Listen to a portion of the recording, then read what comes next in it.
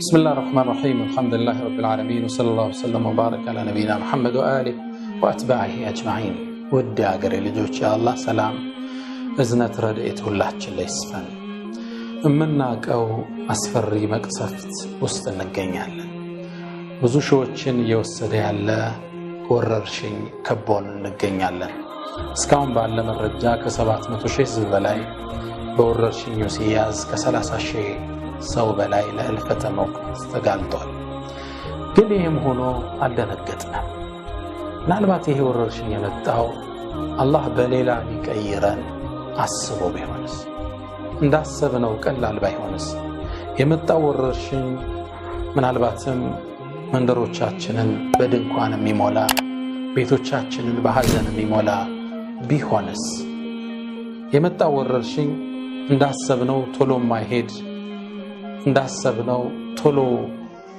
ማይቆም ቢሆንስ ብዙዎቻችን ስመለከት ከራሴ ጀምሮ ይሄ ወረርሽኝና የፈተና አላስደነገጠንም ምናልባትም አንዳንዱ ሲቀልድበት ሊታይ ይችላል ሲዘናጋም ልንመለከተው እንችላለን አሁን ምናልባት ቤቶቻችን የጎደለ ነገር ላይኖር ይችላል ከወራት በፊት የተገዙ ነገሮች ስላሉ የገንዘብ አቅም አለንም ያሉ አንዳንድ ሰዎች የወር የሁለት ወር የሶስት ወር አስቤዛም ሸምተው ሊሆን ይችላል ነገር ግን ፈተናው ሲጠነክር ችግሩ ሲያይል እሱን እንኳን የምንበላበት ጊዜና ተጨባጭ ላይኖረን ይችላል አሁን ምናልባት ወደ ሀገራችን የገቡት ነገሮችና በዩሱፐር ማርኬቶቹ መንገዛቸው ነገሮች ከውጭ ኢምፖርትድ የሆኑ ነገሮች ናቸው አሁን ባለው ተጨባጭ ደግሞ ከሌላ ሀገር ወደ ሀገራችን ዕቃ ማስገባት ይቻልበት ተጨባጭ አይደለም ነገሩ አሳሳቢ ነው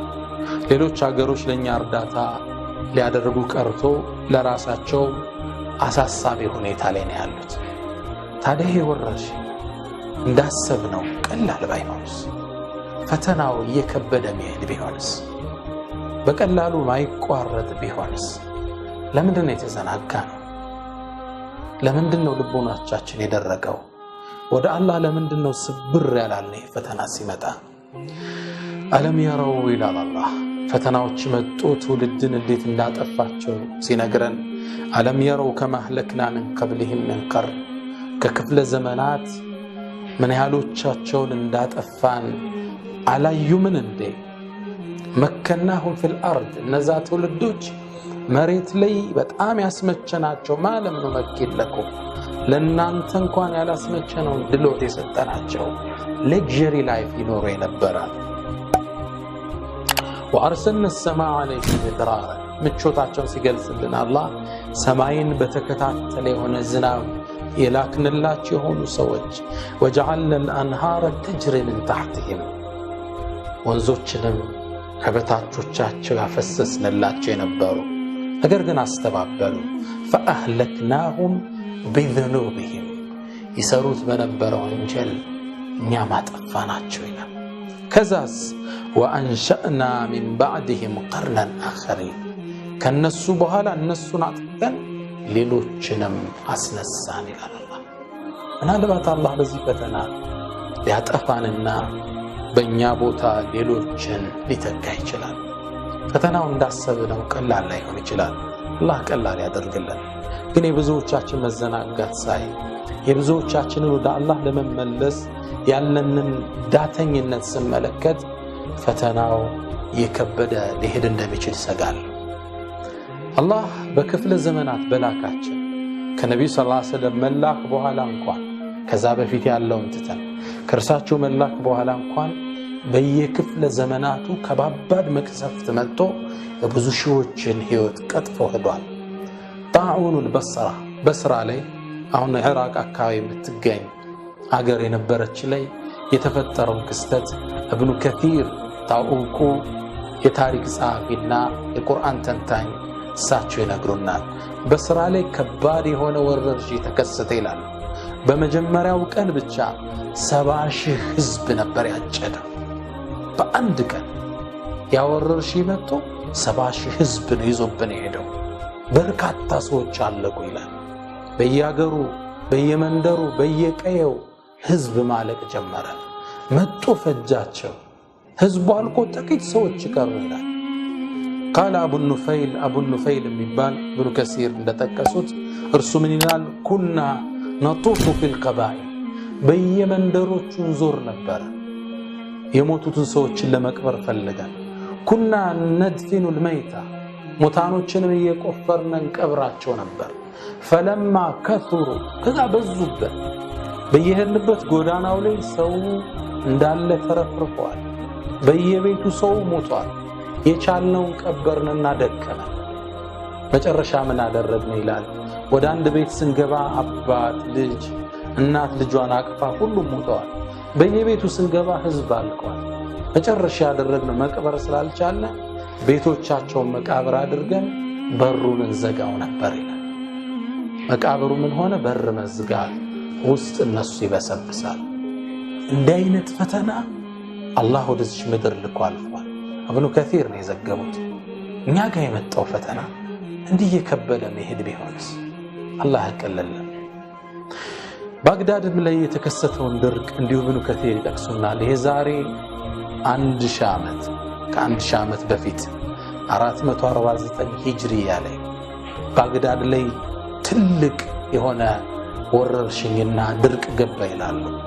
ሰው የሚበላው አጣ። የነበረው አስቤዛው ሁሉ አለቀ። ሰው መጨረሻ ምን ይብላ?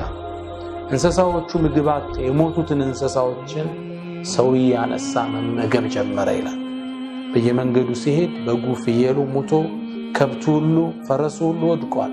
ሰው ያን ያነሳ መብላት ጀመረ። ውሻ እንኳን መበላት ጀመረ ይላሉ ኢብኑ ከሲር። ሐታ ይላሉ አንድ ቤት ላይ ሲገባ ሴትዮዋ ሞታለች።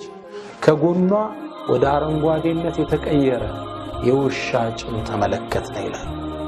ህዝብ የሚበላው አጥቶ የውሻ እግር እየበላ ማለት ነው። አንዴ ይላሉ በሌላ ዘገባቸው በዚህ ቀን ባግዳድ ውስጥ በ449 ሂጅሪያ የዛሬ 1000 ዓመት በፊት አካባቢ ሰማይ ላይ አንድ ወፍ አንድ አሞራ ሞቶ ወደቀ።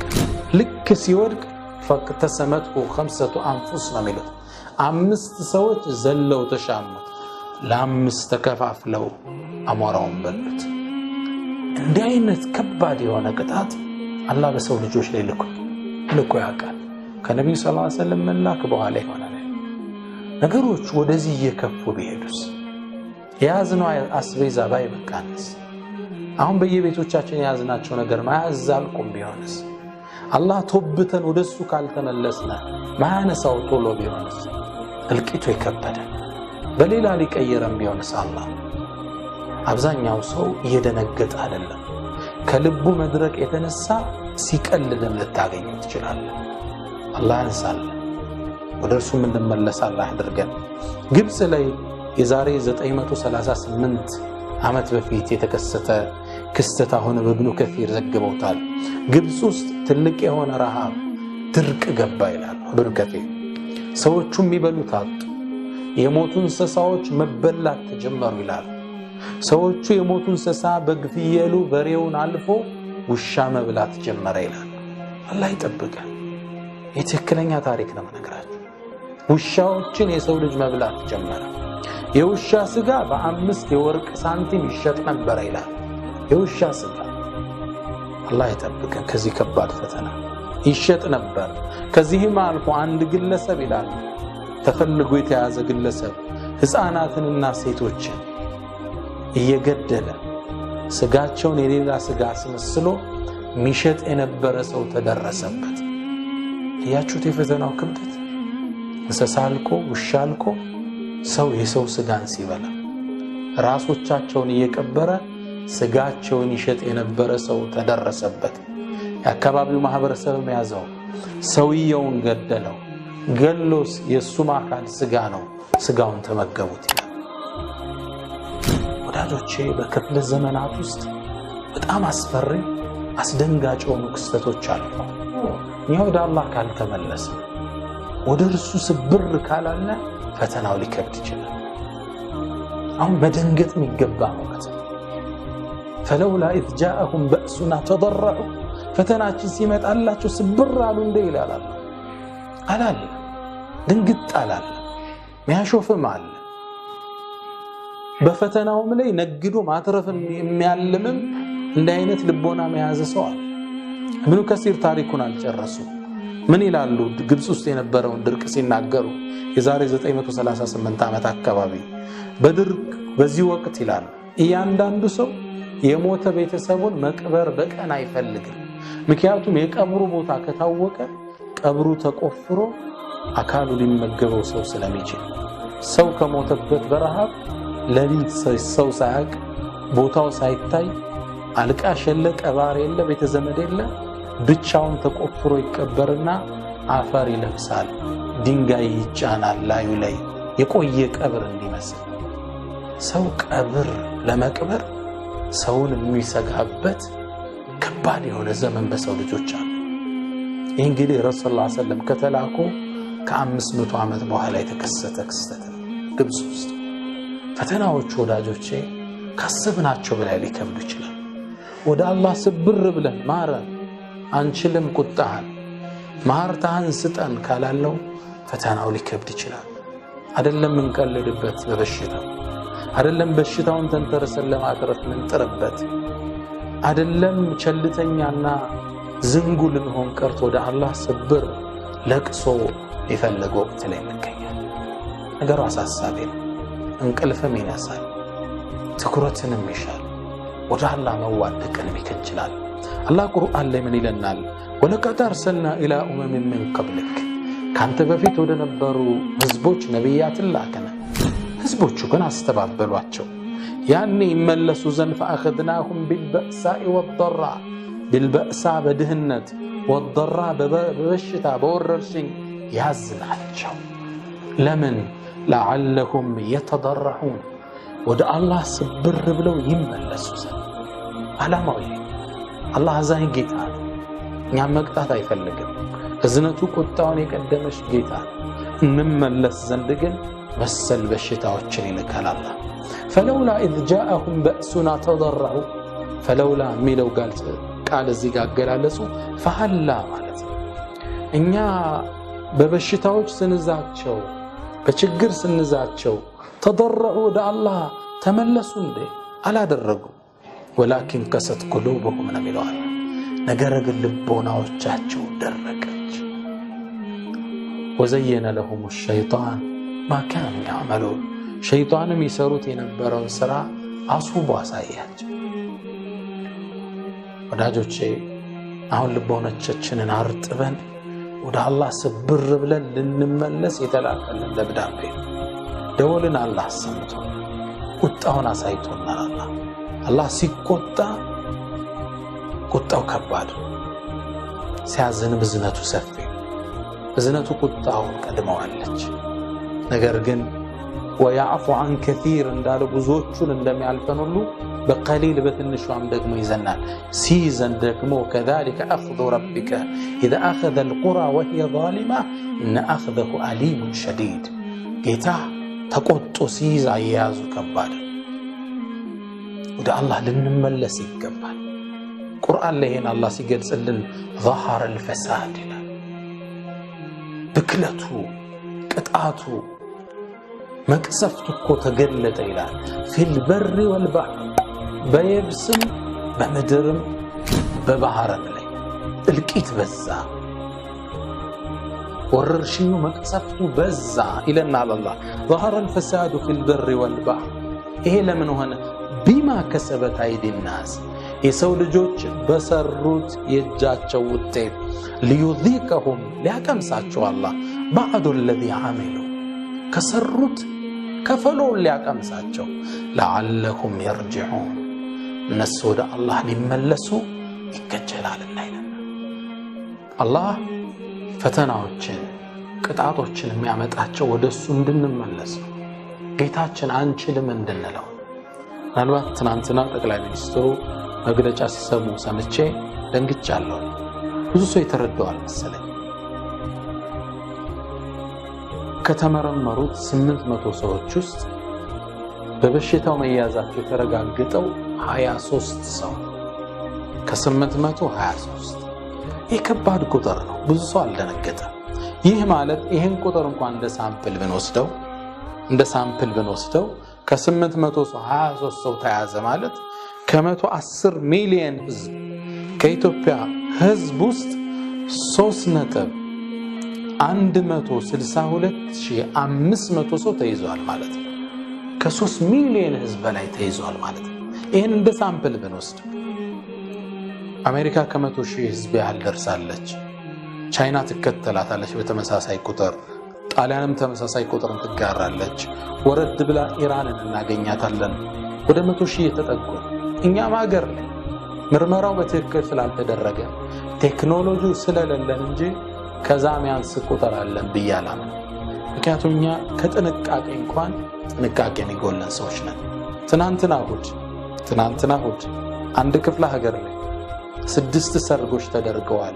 ቅልጥ ያሉ ሰርጎች፣ በርካታ ሺህ ህዝብ የታደመበት ሰርጎች ተደርገዋል።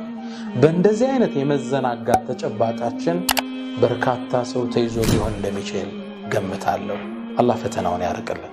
ከ800 ሰው 23 ሰው ከተያዘ ከ110 ሚሊዮን ህዝብ ውስጥ ይህን ሳምፕል ስታባዙት ወደ 3.162,500 ገደማ ህዝብ በሽታ ላይ ነው ማለት ነው። ጥንቃቄ ያሻማል። ከጥንቃቄዎች ሁሉ ጥንቃቄ እጃችንን አንስተን ወደ አላህ ፈለውላ ኢጃአሁም በእሱና ተضرዑ ፈተናው ሲመጣባቸው ወደ ጌታም ተናነሱ እንደሚለው ልንተናነስ ይገባል። ወደ እሱ ልንዋደቅ ይገባል። ወዳጆቼ ነገሩን አቅልለናል። ብዙዎቻችን በጣም ሲገለጥ ቤቶቻችን በሐዘን ሲሞሉ፣ ቀዮቻችን በድንኳን ሲሞሉ ያኔ ነው የምንነቃው። ካሁኑ ነቅተን ወደ አላህ ስብር ካለ አላህ በሽታውን ያነሳልናል፣ በላውን ከኛ ያርቅልናል። ወዳጆቼ ዳግም አስታውሳችኋለሁ፣ አንቀልድ። አላህ ሊቀይረን ይችላል። ወአንሸእና ሚን ባዕድህም ቀርነን አኸሪን። ሌሎችን ትውልዶች እኛን አጥፍቶ አላህ ሊተካ ይችላል። ብዙ ትውልዶችን አጥፍቶ አሳይቶናል አላህ። ቅድም የጠቀስኩላችሁ በአንድ ቀን 70,000 ሰው የሚበላው አጥቶ ሰው የበላበት ክስተት በእኛው ዘመን ተከስቷል። አላህ በሽታውን ያርቅልን። ወደ እርሱ ስብር ብለው ከሚመለሱ ባሮች አድርገን ፈተናውን ያርቅልን። ይሄ ፈተና አልፎ ይሄ በሽታ አልፎ ታሪክ ሆኖ ከሚያወሩት ከሚቀሩት አላህ ያድርገን። በዚህም ፈተና ያለፉ ወዳጆቻችን ወንድሞቻችንን አላህ የጀነት ያደርጋቸው፣ አላህ ሸሂድ ያደርጋቸው። ወሰለላሁ ወሰለም ወባረከ ለነቢይና መሐመድ። ሰላም አለይኩም ወራህመቱላሂ ተዓላ ወበረካቱሁ።